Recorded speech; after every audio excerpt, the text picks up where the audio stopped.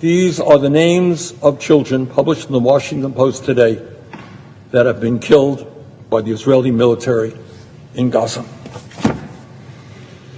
The United Nations reports that more than 18,000 children have been killed since this war began. And I should mention that more than 12,000 of these children were under the age of 12, and more than 3,000 children in Gaza have had one or more limbs amputated. These are emaciated children, their bodies in some cases barely more than skeletons.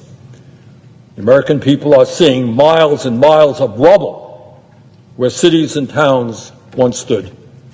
They're seeing innocent people being shot down while they wait online to get food while they are starving. Over 1,000 people have been killed waiting online to get food because they are starving.